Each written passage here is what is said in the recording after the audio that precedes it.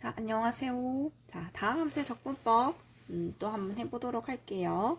자, 먼저 부정적분 이야기를 해야 할 겁니다. 해야 하고 그 다음에 그 부정적분으로부터 인테그랄이랑 여러 가지 기호들을 이야기한 후에 또 정적분이라는 것이 있었죠. 그 정적분하고 거기서 정적분의 계산 연습을 좀 빠르게 넘어갔었어요. 그래서 그거 하면서 지금 이번 주에 배울 내용은 그 내용들을 다 합쳐서 정적분에 활용해서 넓이 하고 적분이 어떻게 연결이 되는지에 대해서 간단한 증명이 있었습니다.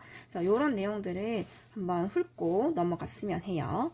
자, 여러분들 우리 미분은 1학기 때부터 아니다, 우리 중간고사 때부터 많이 해오고 있죠. 그래서 그 미분으로부터 부정적분이 등장하게 되는데요. 자, 오른쪽에 두 줄 박스 안에 보면 fx와 gx가 fx의 부정적분일 때 갑자기 부정적분이 등장하네. 자, 부정적분은 대문자 fx를 미분했을 때 소문자 fx라고 했었을 때 이 큰 fx를 작은 fx의 부정적분이라고 불러요. 우리가 중간고사 때까지 미분에 대해서 엄청 많이 했잖아요. fx를 미분하면 작은 fx가 등장하고 이 작은 fx를 미분을 역으로 연산하는 것, 그것을 우리가 부정적분이라고 하자라는 겁니다.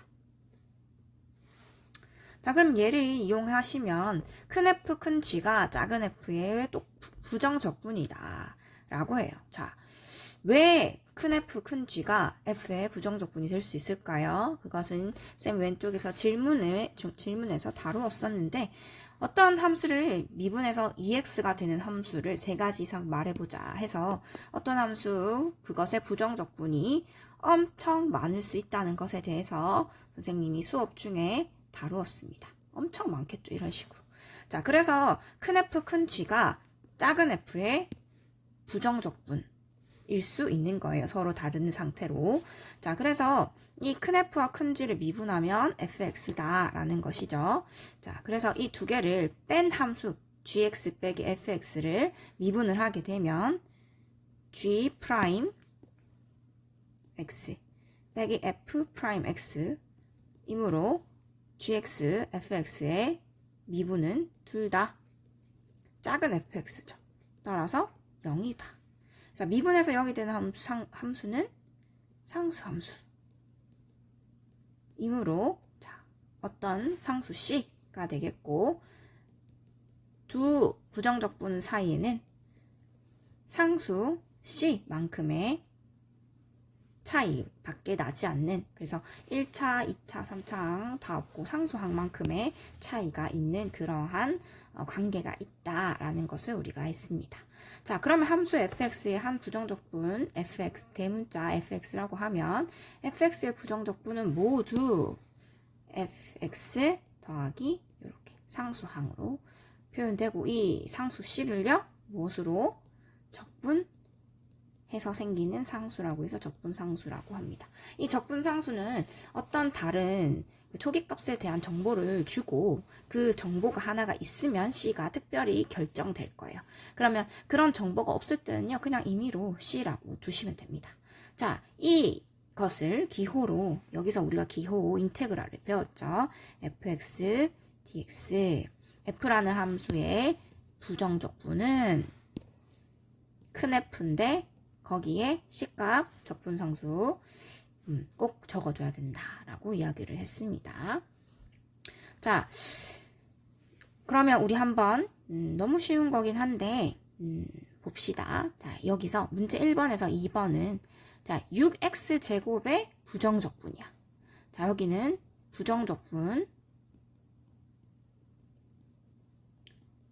자, 그럼 우리의 답이 될 무엇인가를 미분을 했을 때 6x제곱이 되는 그러한 함수를 찾으라는 거죠. 자, 누구를 미분하면 6x제곱이 될까요? 자, 우리가 어떤 다항 함수를 하나의 항을 미분했을 때 지수에 있는 숫자 가 이렇게 앞으로 개수로 나왔었어요. 그래서 지금 있는 지수가 2이기 때문에 자, 하나가 줄었을 때 그럼 원래는 하나가 더 많았겠죠. 그게 3이죠. 그래서 3이 앞으로 나오면서 6이 됐으니까 원래는 2를 개수로 가졌겠죠. 그러면서 x의 세제곱이 되겠고 더하기 적분상수는 아직 정해지지 않아서 c라고 그냥 적으라고 했죠. 자, 그 다음에 또다시 예제 2번을 보시면 여기서도 마찬가지 fx의 부정적분이 x세제곱 3차 함수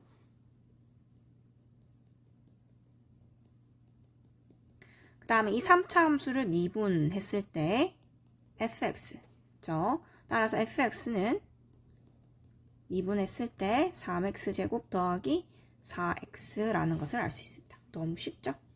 자, 그 다음에 요거는 탐구라고 해서 기호가 좀 많아서 여러분들이 좀 어렵게 느낄 수 있을 것 같으나 자, 차근히 해보시면 됩니다. 자, 얘는 지금 이 중괄호 안의 것을 뭐 했는 걸까요? 앞에 미분하라는 신호예요. 누구에 대해서? dx, x에 대해서 미분해라 라는 신호예요. x에 대해 미분해라 라는 신호. 자, 그럼 일단 중괄호 안의 것을 먼저 파악해 봅시다. 요거 중괄호 안의 거. 자, 봅시다. 얘는 뭘까요? fx는 x제곱이에요. x제곱의 부정적분이겠죠. 이놈의 부정적분. fx 대신에 x제곱이라고 생각하시면 3분의 1 x 세제곱이 되겠죠. 그리고 나서 앞에 뭐 있었죠? dx 이렇게 되는 거죠. 자, 얘는 뭐예요? x에 대해서 미분해라. 미분하면 다시 x제곱 적분상수 c가 쌤이 꼭 적으라 해놓고 빠뜨렸네요. 자, 이렇게 그래서 더하기 c는 어차피 x에 대해서 미분하면 0이니까 안 적어도 되겠죠. 이렇게 될 것이고 그 다음에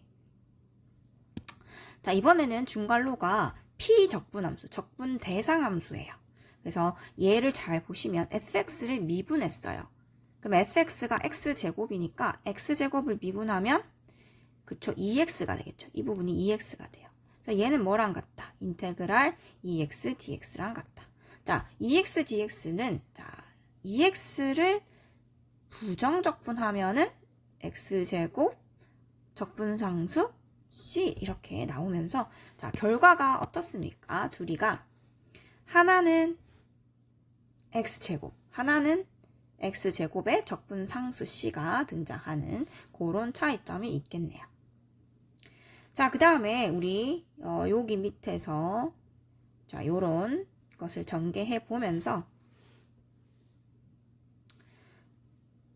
자, 1 x제곱, x세제곱 이런 식으로 다 x의 n제곱을 적분했을 때는 어떻게 될 것인가를 쌤이 여기서 이렇게 설명을 하는 과정이었습니다. 이거 결과만 좀 보겠습니다. 자, 여기서 n 플러스 1이라는 요게 미분하면서 앞에 개수에 곱해지면서 밑으로 떨어지죠. 그러면서 미분했을 때 x의 n제곱이라는 것을 압니다. 따라서 n분의 1 곱하기 x의 n 플러스 1제곱을 미분하면 x의 n제곱이므로 거꾸로 x의 n제곱을 부정적분하면 그러면 또 이 식이 등장하겠죠. 따라서 지금 뭐를 또 부정적분하라고? 그죠? x의 n제곱. 그게 뭡니까? 앞에 적혀 있죠? n 플러스 1에 x의 n 플러스 1제곱인데 반드시 적분상수 c를 붙여주세요 라는 거죠. 자, 그럼 얘는 11분의 x의 11제곱 더하기 적분상수 c 이렇게 되겠죠. 다른 건 하지 않아요. 자, 넘어가 보겠습니다.